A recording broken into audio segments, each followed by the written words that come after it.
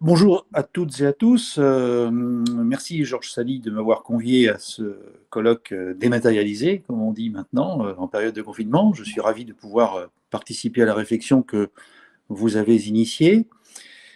La question que vous posez est donc celle de savoir si et comment les collectivités locales pourront être les acteurs clés de la revitalisation de l'action publique.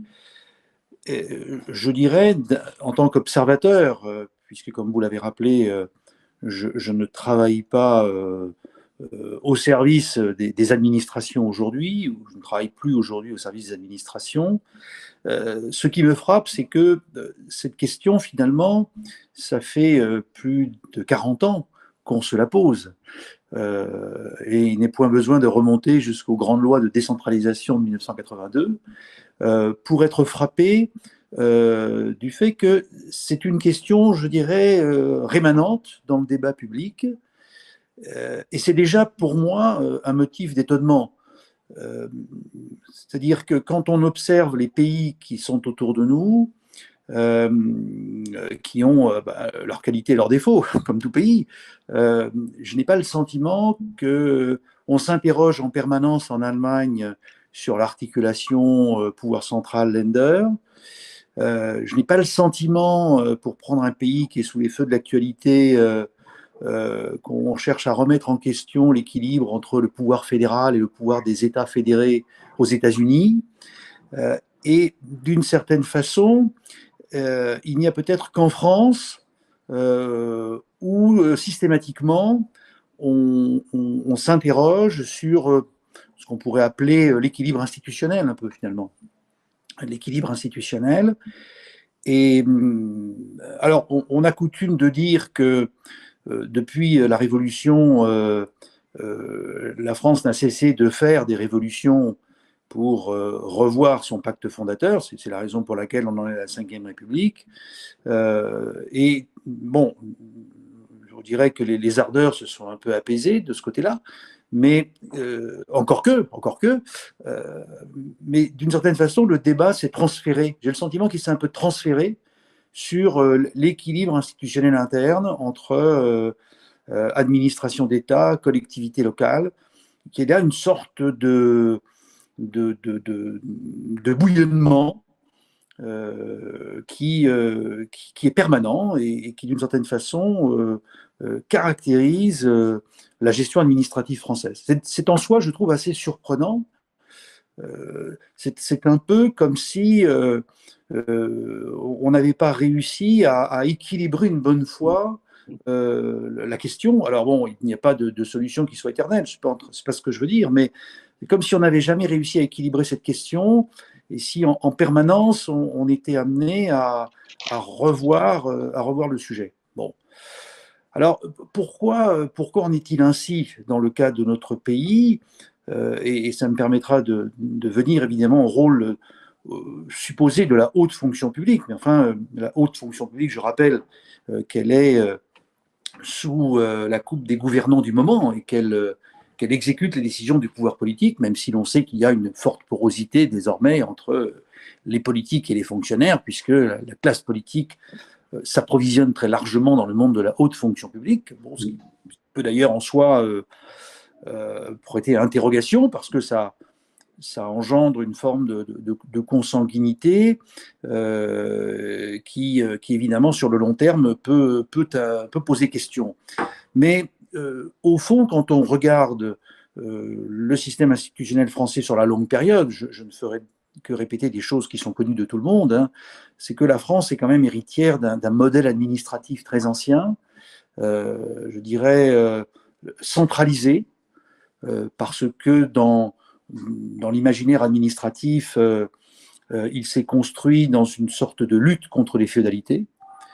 Et si l'on continue de penser que la France reste une monarchie républicaine qui s'ignore, les collectivités locales, dans l'imaginaire politique, finalement, ont pris un peu la suite des féodalités. Alors, je ne suis pas en train de dire que les présidents de collectivités territoriales sont des grands féodaux, parce qu'ils trouveraient peut-être l'expression un peu caricaturale ou exagérée, mais au fond, on est bien dans cette optique-là, c'est-à-dire de l'affirmation d'un pouvoir central qui s'est fait au détriment des pouvoirs locaux dans notre histoire.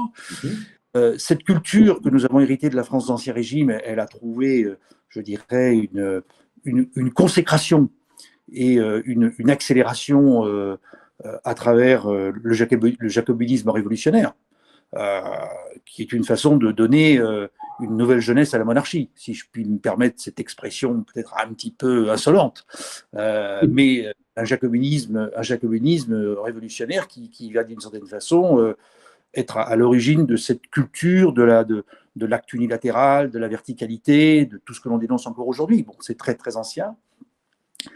Et je dirais que pour couronner le tout, ce modèle jacobin centralisé, où tout vient d'en haut, où tout vient de Paris, a trouvé une légitimité, je dirais la religion de l'égalité, qui est au cœur du projet républicain. Cette religion de l'égalité, évidemment, elle s'est transfigurée en culte de l'uniformité. Et nous en vivons encore, nous en voyons encore aujourd'hui les conséquences. Donc je crois que ces raisons qui sont très anciennes, qui ont été largement commentées, décrites, analysées et connues de toutes et de tous, expliquent très certainement la difficulté de la France à entrer dans une culture de la transformation. Vous avez employé cette expression en introduction, dans une culture de la transformation autrement que par les outils. C'est-à-dire que lorsqu'on parle transformation, par exemple digitalisation de services publics, on voit que la France est un pays plutôt très performant. Je vais prendre deux exemples de nature très différente. Le premier, c'est le système de l'impôt à la source qui s'est mis en place sous la forme dématérialisée que nous lui connaissons. C'est une vraie prouesse technologique. Et en plus, ça marche très bien. On avait annoncé une catastrophe fiscale lors de la mise en place de cela, et on s'aperçoit que ça fonctionne très bien et que ça a complètement révolutionné. Moi qui suis un ancien administrateur de la Direction générale des impôts, telle qu'elle s'appelait il y a 30 ans, c'est une révolution, je dirais, de process tout à fait exemplaire. Bon. Je vais prendre un autre exemple qui n'a rien à voir, c'est la télémédecine. Depuis la crise sanitaire, on est passé de quelques dizaines de milliers de Français qui recouraient à la télémédecine à plusieurs millions. On se posait des questions un peu métaphysiques sur le bien fondé de la télémédecine.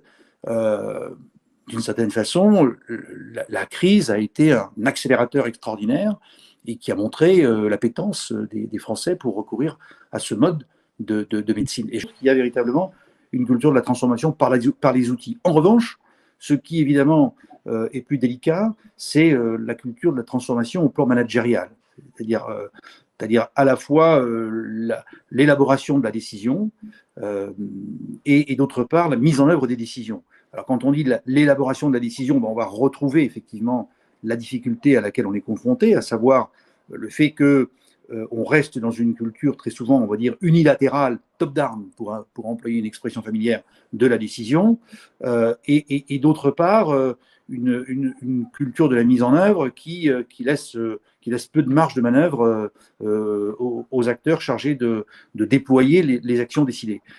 Alors, cette difficulté de notre modèle administratif, elle se manifeste, même si elle est, comme j'ai essayé de l'expliquer en introduction, latente dans l'histoire de notre pays, elle se manifeste à un moment où, on va dire, l'administration publique est écartelée. La crise sanitaire met le modèle administratif français sous une tension qu'il n'a certainement jamais connue, de façon à la fois aussi subite, aussi durable et aussi extrême. Bon.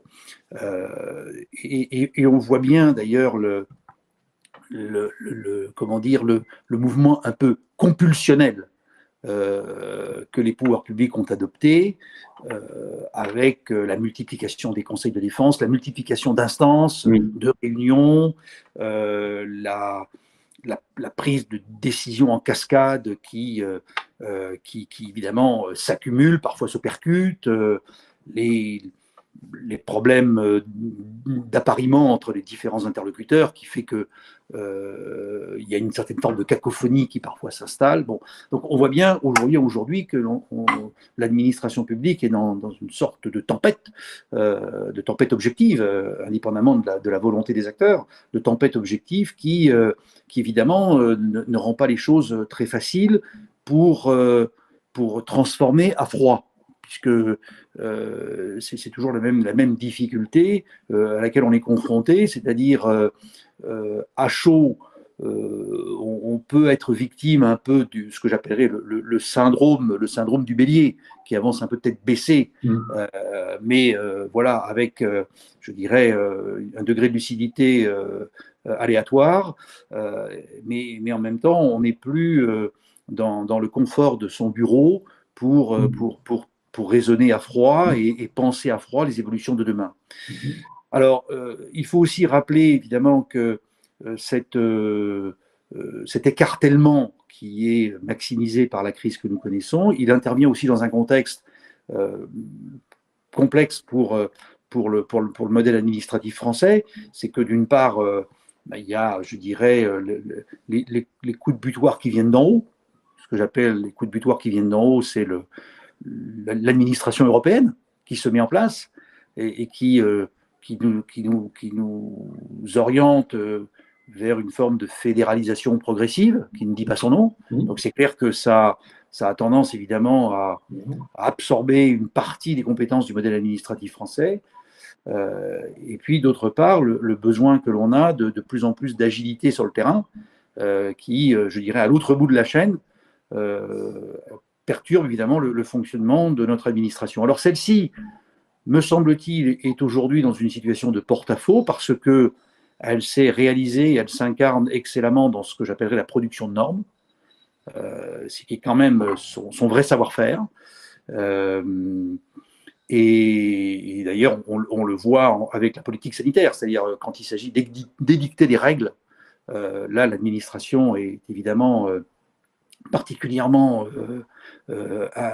agile, mais en même temps, c'est une politique très verticale qui fait l'impasse d'une véritable concertation. C'est-à-dire que la concertation, elle est en fait apparente parce que l'administration française ne sait pas intégrer dans l'élaboration de la norme, dans l'élaboration de ses politiques, ne sait pas intégrer la concertation. Et quand je dis elle ne sait pas intégrer la concertation, ce n'est pas une question de personne, ce n'est pas parce qu'un tel ou un tel déplairait, c'est parce que dans la manière d'élaborer la décision, eh bien, on ne sait pas véritablement aujourd'hui travailler en ce qu'on appellerait sur un mode de co-construction. Bon. Alors, ce sont des choses qui interpellent. Là, je reprends ma casquette de président d'une association d'anciens élèves de grande école. C'est une question qui interpelle parce que si on veut changer cette culture, il faut que l'on apprenne cela à l'école, si je puis dire. Alors, l'école en question, c'est l'ENA, c'est pas l'école primaire, mais c'est quelque chose qui doit s'apprendre à l'école, c'est quelque chose qui doit entrer dans la formation des futurs fonctionnaires. C'est quelque chose que commence à faire l'école d'ailleurs. C'est-à-dire que transformer le modèle d'élaboration de la décision, c'est évidemment un point essentiel dans la formation des futurs fonctionnaires. Et je pense que c'est quelque chose qui devra prendre toujours plus de place à l'avenir, évidemment. Alors, une fois qu'on a dit ça, on est conduit à faire un constat qui est que on est dans un modèle administratif qui a une grande passion pour l'uniformité, qui fait le jeu de cette centralisation historique.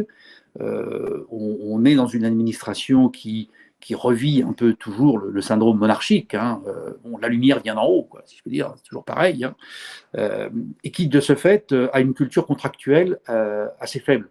Une culture qui ne pousse pas à faire confiance à l'autre. Bon, et je crois que c'est aussi cela quand on dit apprendre à co-construire, élaborer en commun les décisions, c'est aussi accepter à un moment donné de donner à l'autre et l'autre, ce sont les collectivités locales, dans leur diversité, les moyens d'agir, de telle sorte que elles ne soient pas simplement en bout de chaîne, ne soient pas simplement dans la situation de déployer des actions décidées par d'autres, mais qu'elles aient la vraie responsabilité de conduire des politiques publiques de façon beaucoup plus globale. Et je crois qu'il y a encore un long chemin à faire, évidemment, pour pouvoir y arriver. Alors, dans votre question, il y avait évidemment le fait de savoir quelles sont les chances que cette transformation s'opère dans un délai raisonnable. Je dirais que on n'est pas en 1982, c'est-à-dire que les lois de décentralisation ont été adoptées dans ce que j'appellerais un moment d'illusion lyrique. Bon, l'état d'esprit était différent. Bon. Aujourd'hui, on est dans un moment où l'État est considérablement affaibli. Et l'État est sur le reculoir. On voit bien, quand je dis cela, évidemment, ce n'est pas que la crise sanitaire que je vise, car il y a diverses crises que nous vivons au jour le jour, crise sanitaire, crise sécuritaire, plus globalement. Et nous sommes dans un moment où l'État, peut-être d'ailleurs pour la première fois depuis des décennies, est en difficulté pour exercer le cœur de ses missions, que sont les missions régaliennes. Donc cette difficulté-là, elle est la conséquence évidemment de ce que j'appellerais une attrition pluridécennale des moyens de l'État, qui, là encore, il ne s'agit pas de jeter la pierre à qui que ce soit, mais je dirais qu'il, d'une certaine façon, c'est un peu jeté contre le mur qu'il risque de percuter aujourd'hui. Et donc, transformer dans un moment où l'État est lui-même dans une situation d'extrême fragilité, on ne peut pas évidemment faire l'impasse sur les risques d'implosion sociale qui menacent la France aujourd'hui. On ne fait pas un raisonnement hors sol. On est confronté à la situation politique et sociale du moment. Je pense que ça rend la chose encore plus compliquée. On le voit bien d'ailleurs parce que à travers les crises, que ce soit la crise sanitaire, la crise sécuritaire ou la crise économique sous l'angle de la désindustrialisation de la France, dont on a l'impression de prendre connaissance aujourd'hui sans s'apercevoir qu'en réalité, on a pavé l'enfer de bonnes intentions. Mais bon, c'est comme ça. L'État est subitement sommé d'avoir des résultats. Et bien entendu, il est sommé d'avoir des résultats alors qu'il est en permanence contesté, remis en question. Et évidemment, il a tendance, dans l'urgence, dans la précipitation, dans l'anxiété, d'user de la corde centralisatrice pour montrer qu'il agit. Parce que, d'une certaine façon, la manière dont il agit est aussi une façon pour lui de conjurer l'impuissance qui est la sienne. Bon, parce que, encore une fois, comme je le disais, on n'a pas le temps de repenser à froid l'organisation. Donc c'est un moment très particulier, mais qui ne doit pas, pour en revenir à la question initiale sur le rôle des collectivités locales dans l'action publique de demain, qui ne doit pas nous faire perdre de vue que la nécessité, je dirais, de rassembler les managers publics dans un même objectif. Managers publics, qu'ils soient au service de l'État ou qu'ils soient au service des collectivités territoriales, parce que finalement, les uns et les autres sont au service de l'intérêt général. Et ça, je crois que c'est quelque chose qui doit être repensé. Et évidemment, ce redressement doit se faire alors que le pacte républicain est miné par de nombreuses voies d'eau. Mais je crois qu'il y a en tout cas quelques pistes de réflexion qui peuvent être mises en avant pour essayer de manière assez pragmatique de changer un peu la règle du jeu qui existe aujourd'hui entre l'État central et les collectivités qui constituent notre pays. Le premier sujet, qui est évidemment un sujet qui est un peu le nerf de la guerre, c'est l'autonomie financière des collectivités locales. Donc il est vrai que la France est un pays qui a une culture de l'impôt particulièrement exubérante. Bon, et que la nécessité vraisemblablement d'abaisser le niveau de l'impôt en France n'est pas contestable. Mais on observera qu'une partie de ce chemin est fait aujourd'hui en supprimant des impôts locaux. Que ce soit la taxe d'habitation, que ce soit les impôts de production. Bon, quand on a la décision, c'est plus facile d'aller puiser dans les ressources de son voisin que dans les siennes propres. C'est humain, je dirais. Bon. Mais ça va poser un vrai problème, je dirais, parce que cette orientation, elle peut nous éloigner finalement d'un modèle administratif plus équilibré où les collectivités locales auraient plus de responsabilités, c'est-à-dire la responsabilité, c'est d'avoir la responsabilité de la dépense, mais c'est aussi d'avoir la responsabilité de la ressource. Bon, donc ça, et on voit bien d'ailleurs comment la crise pose des questions sur certaines dépenses, notamment les dépenses sociales qui sont administrées par les départements et qui ont tendance à exploser à tel point qu'à un moment donné, l'État se pose la question de savoir s'il ne devra pas renationaliser ces dépenses sociales que certaines collectivités locales ne pourront plus supporter. Donc, ce qui a été pensé, disons, pour une navigation par grand soleil et beau temps et mer calme, évidemment, connaît de grands dangers par gros temps, tempête et climat d'intempéries. Donc là-dessus, il y a un vrai sujet. Et je crois que la question de l'autonomie financière des collectivités locales se trouve à nouveau posée. Je ne suis pas sûr que la solution qui soit adoptée aujourd'hui, y compris dans le projet de loi 3D, qui est en discussion encore, je ne suis pas sûr que la solution qui sera apportée va nécessairement dans le bon sens. Bon, mais je crois que là-dessus, il y a un vrai sujet.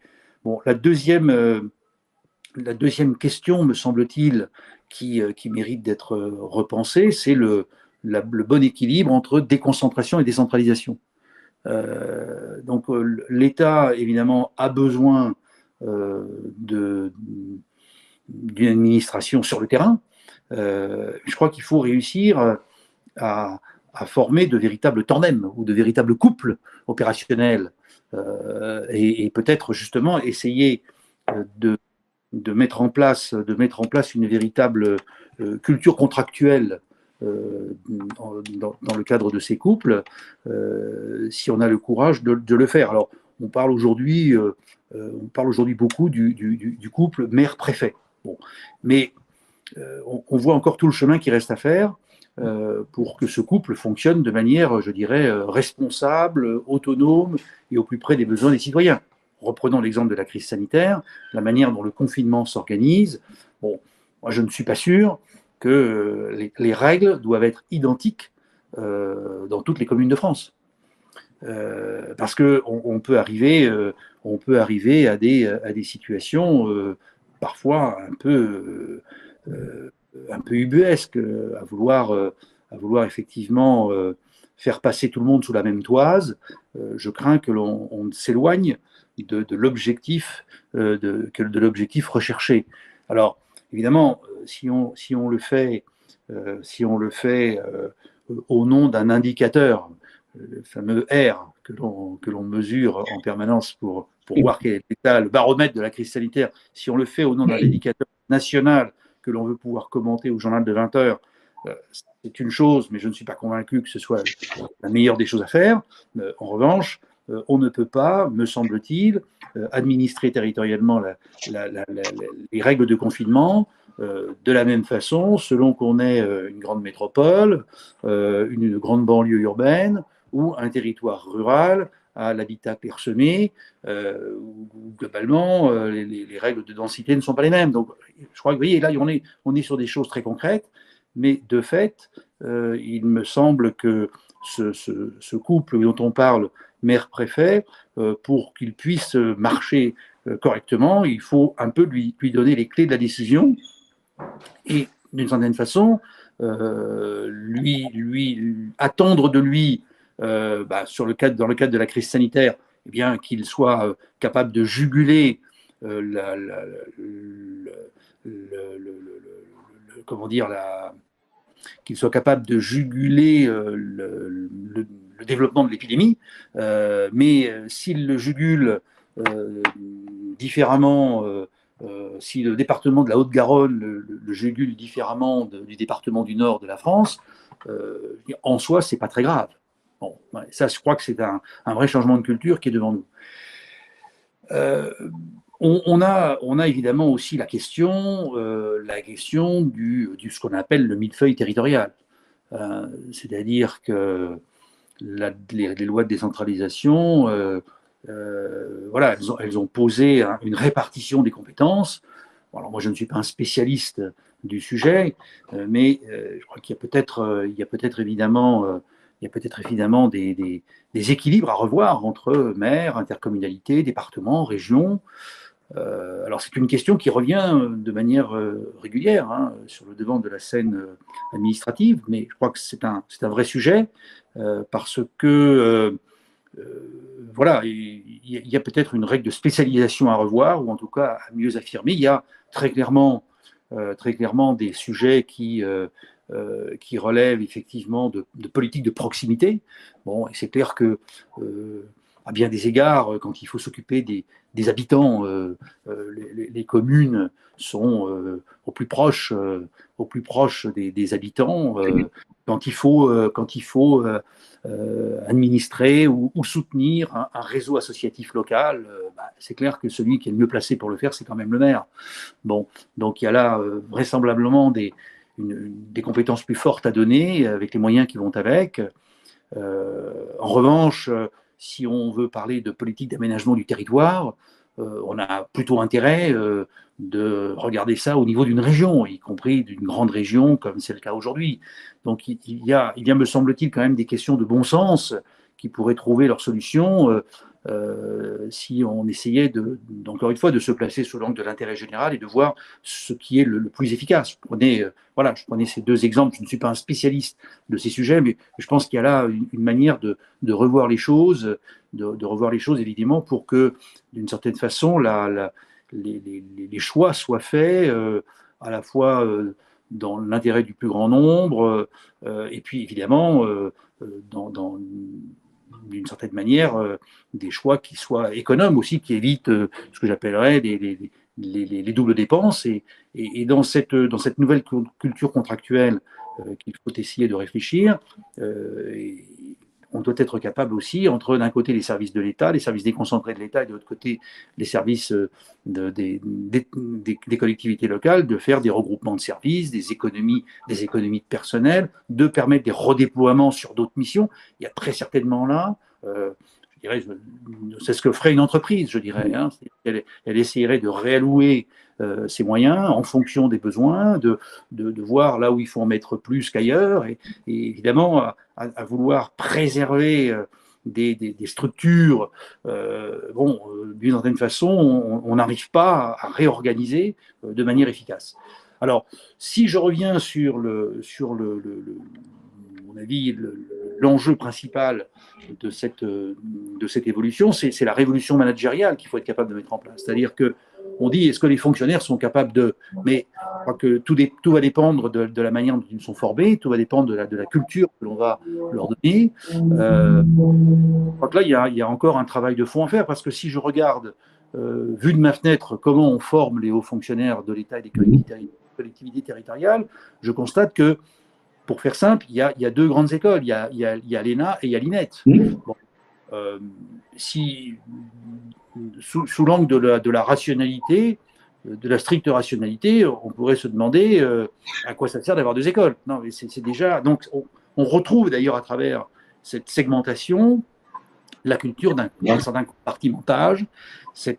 Alors, après, on ne va pas dire il y a deux écoles. Je ne vais pas revenir à mon propos d'ouverture qui me conduisait à dire que la France restait dans son imaginaire une vieille société monarchique. Donc je ne veux pas dire qu'il y a deux écoles comme il y avait la noblesse et le tiers-état dans la société d'Ancien Régime, mais d'une certaine façon, à quoi correspond la nécessité d'avoir deux écoles qui globalement forment à des métiers très comparables. on va dire, bon, des métiers très comparables, mais il faut reconnaître que, de ce point de vue, les écoles, que ce soit l'INET ou l'ENA, ont déjà mis en place des formations communes et qu'elles travaillent ensemble. Donc, je veux dire, elles ont d'elles-mêmes compris le besoin de se rapprocher. Donc, voilà. Mais c'est vrai qu'il y a là, je crois qu'il y a là encore des murs de verre qui, d'une certaine façon, entravent l'efficacité de l'action publique et qui nécessitent peut-être de repenser ces modèles de formation, même si l'on sait que les règles d'emploi ne sont pas les mêmes quand on sort de l'INET et quand on sort de l'ENA. Bon, mais ces obstacles ne sont pas inamovibles. Enfin, je veux dire, encore une fois, il ne faut pas avoir cette religion selon laquelle rien ne devrait changer pour qu'on puisse avancer. Sinon, la société sera définitivement bloquée. Et c'est ce blocage, je crois, contre lequel il faut essayer de lutter du mieux que possible. Alors, je resterai prudent malgré tout. Sur les capacités de notre modèle administratif de s'adapter rapidement. Je serai prudent et modérément optimiste parce que je crois que ça nécessite peut-être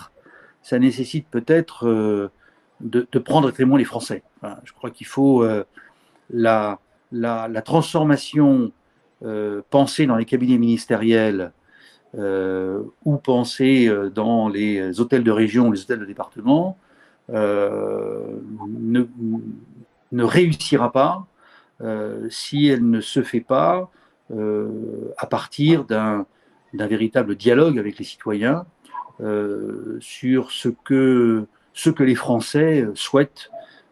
Et je crois que on est quand même clairement dans un cas de figure où la consultation des citoyens me paraît un passage obligé et une impulsion nouvelle. Alors, bon, nous fêtons le 10e anniversaire du décès du général de Gaulle, pas le 50e anniversaire, oui, pardon, 50e anniversaire du décès du général de Gaulle. Alors, on ne va pas revenir sur les projets de référendum, de transformation des institutions qui avaient été proposées à l'époque. C'est pas le sens de mon propos, mais je crois qu'à un moment donné, il faudra passer par ce détour si l'on veut véritablement se donner toutes les chances de réussir et de ne pas continuer à se poser sempiternellement cette question sans jamais réussir à la résoudre. Voilà en quelques mots ce que je tenais à vous dire. D'abord, je tiens à vous remercier pour cet exposé extrêmement clair qui a soulevé énormément de questions de fond et des analyses en profondeur de l'état de notre système administratif français. Donc, merci beaucoup pour cette clarté et les idées qui sont avancées. J'aurais évidemment des dizaines de questions à vous poser, mais ça va pas être possible. Je retiendrai juste éventuellement 2-3 points.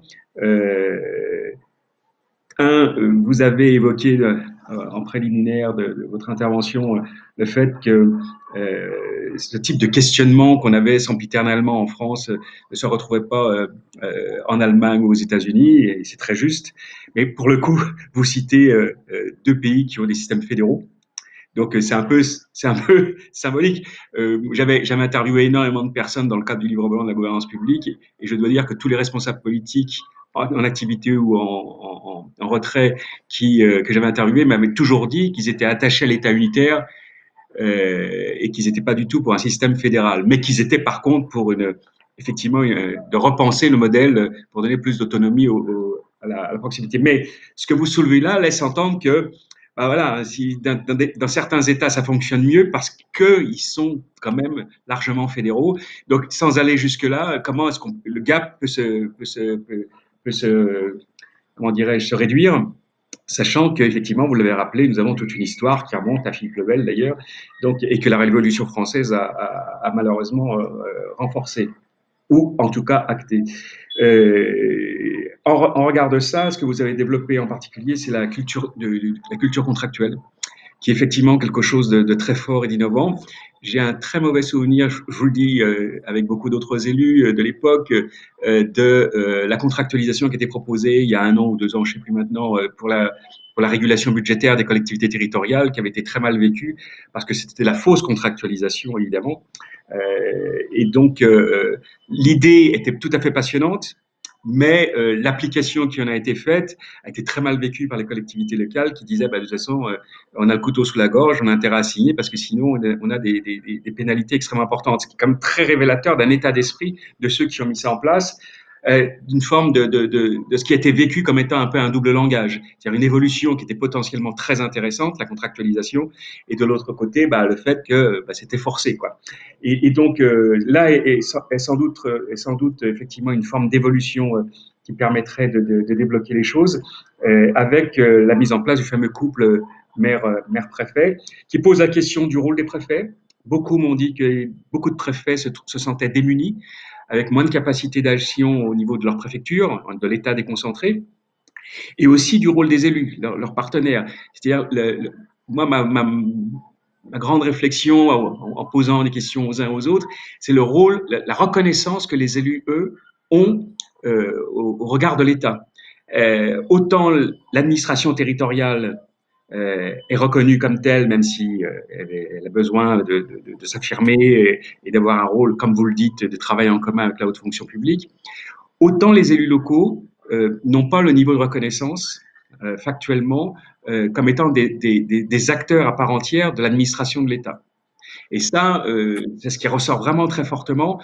Il y a un gap là aussi, il y a une évolution sans doute à faire. Et donc, on a les deux piliers que vous disiez, ce couple préfet-maire, qui d'une certaine façon sont fragilisés sur des registres totalement différents, mais qui d'une certaine façon ne sont pas en situation de, j'ai envie de dire.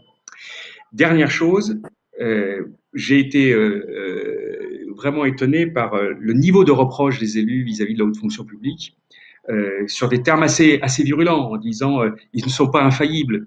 Vous avez cité la désindustrialisation, mais il y a un certain nombre d'autres sujets, l'aménagement du territoire, vous voyez, hein, tous les débats qu'on a eus avec les spécialistes comme De Guilly, comme Davesi, etc., sur les territoires qui sont en abandon, etc.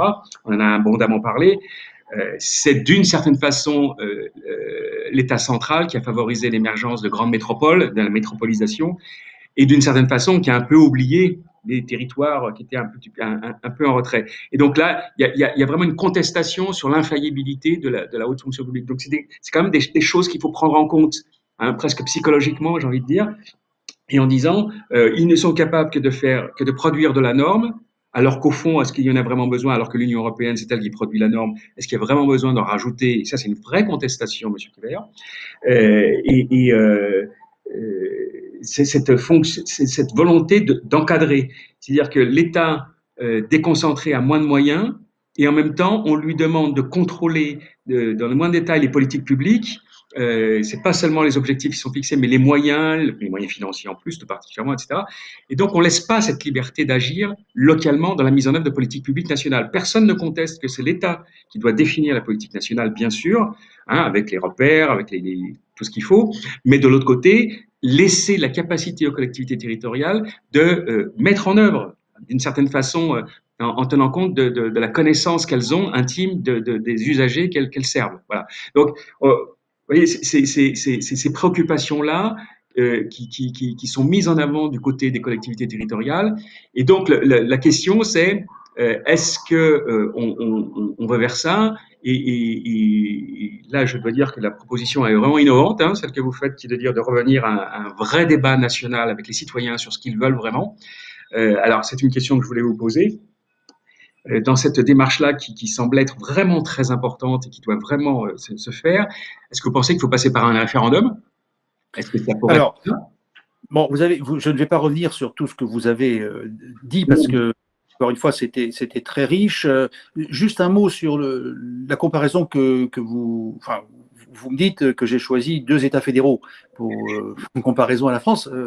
Oui, c'était pas tout à fait innocent, mais la question n'est pas de savoir si ces États sont toujours, nécessairement plus efficaces que la France. Si on prend, plongeons-nous dans l'actualité, le système électoral américain, on constate que c'est un grand bazar. Oui. C'est un grand bazar, c'est-à-dire que chaque État, grosso modo, a ses règles. Bon. Et malgré tout, il faut élire un président de la République, un président des États-Unis. Mais au fond, ce n'est pas pour autant que les citoyens américains vont décider de bouleverser leur système. Voilà. Donc il y a une confiance dans les institutions qui fait défaut à la France. Mmh. Et je crois que par-delà l'efficacité des institutions, qui peut être une efficacité très aléatoire si l'on prend le cas du système politique américain, ce dont l'Amérique, me semble-t-il, fait la démonstration, c'est de la confiance dans ces institutions. Bon. Et je ne suis pas sûr que ce soit le cas de la France. Et je dirais, c'est la rémanence de ce vieil esprit révolutionnaire qui continue de nous habiter. Voilà. Et donc ça, c'est un point me semble-t-il, de faiblesse. Bon. La deuxième chose sur les compétences. Bon, on a vu le tête-à-queue à un moment donné entre les ARS et les préfets. On appelait les préfets sanitaires et les préfets. Donc c'est clair que dans l'action publique, le comité Action publique 2022 avait cette phrase qu'on emploie souvent dans le monde de l'entreprise, c'est d'avoir la culture du dernier kilomètre. C'est-à-dire que l'action publique, c'est une action qui se conçoit sous les ors de la République. Ça, c'est le moment majestueux auquel tout le monde veut participer, mais elle se termine avec le gars qui prend sa voiture, qui va dans le village et qui amène les masques aux habitants du village qui sont un peu perdus et qui ont le sentiment d'être abandonnés. Bon, mais c'est le dernier kilomètre. Et donc, le dernier kilomètre, il est aussi essentiel. Il est aussi essentiel que la phase de conception. Je travaillais dans l'industrie automobile et notre PDG de l'époque, Carlos Ghosn, disait un projet industriel, c'est 5% de conception, 95% d'exécution. Donc, voilà. Et donc, c'est vrai que c'est là où souvent le bas blesse. Et donc, cette culture de l'exécution, cette culture quasi logistique, elle fait souvent défaut à une administration qui n'est pas pour autant hors sol, mais qui est très loin du terrain. Donc, c'est vrai qu'on a besoin d'opérateurs que sont les préfets, et après, il faut que l'État s'organise pour éviter qu'on ne sache plus qui doit faire quoi. Reprenons l'exemple du cafouillage à un moment entre préfet sanitaire et préfet de département. Je crois que ça, c'est un bon exemple. Après, le troisième exemple que je prendrai en réponse à vos remarques, c'est, je crois que le fondement de la démocratie reste la démocratie locale. Voilà. C'est le fondement de la démocratie parce que c'est certainement là où elle s'exerce pour chaque citoyen. Voilà. Et de ce point de vue-là, le maire est vraisemblablement la pierre angulaire de la démocratie. C'est une évidence. Alors, et d'ailleurs, c'est certainement la fonction de toutes les fonctions politico-administratives. C'est peut-être la moins prestigieuse. Si on est maire d'une très grande ville, bon, évidemment, c'est différent. Mais c'est peut-être celle qui demande le plus d'abnégation. Hein. Et d'ailleurs, vous observerez que ce sont les maires qui sont dans le moment dramatique que vit la France, ce sont les maires qui sont pris à partie, en général. Quand un élu est malheureusement pris à partie, 9 fois sur 10, c'est un maire. Bon, voilà. Donc, je crois qu'il y a là une véritable... un vrai changement de regard qu'il faut opérer pour bien comprendre que la démocratie, elle part de là et que c'est cette démocratie-là qu'il faut absolument vivifier. Et c'est vrai que vous avez cité le sociologue et géographe Christophe Juilly sur la question de la déterritorialisation de la France, enfin le fait que Jean-François Gravier, quand il avait écrit Le désert français dans les années 50, l'avait annoncé, Paris est le désert français, mais le désert ne fait qu'avancer, si je puis dire. Donc, malheureusement, donc, il y a là une véritable inversion de tendance à opérer si l'on ne veut pas que la France soit en souffrance encore plus forte. Hein. Et donc, partant du fait que la démocratie, pour moi, c'est d'abord de la démocratie locale, ça me conduit à dire, oui, je crois qu'à un moment donné, il faut savoir renouer avec l'intelligence des consultations populaires, du référendum. Euh, il se trouve que je suis, par mon père, je suis franco-suisse et suisse par mon père. Oui, Et donc, j'observe ce qui se ouais, passe ouais, dans la seconde patrie, ouais, où il y a une culture de la consultation locale qui est très fréquente. Ce qu'on sait moins, c'est que la Suisse d'aujourd'hui fonctionne sur les règles que Napoléon Bonaparte lui a données en 1804, quand il a mis fin à la guerre civile suisse. Donc, comme quoi, celui qui est à l'origine de la France centralisée de l'aujourd'hui a su proposer à d'autres pays d'autres institutions qui étaient peut-être adaptées à leur tempérament. Je ferme la parenthèse. Mais donc voilà, je crois qu'effectivement, à un moment donné, on ne fera pas l'économie d'un référendum qui, d'une certaine façon, devra marquer l'an 1 de ce que serait le nouveau contrat territorial dont le pays a besoin.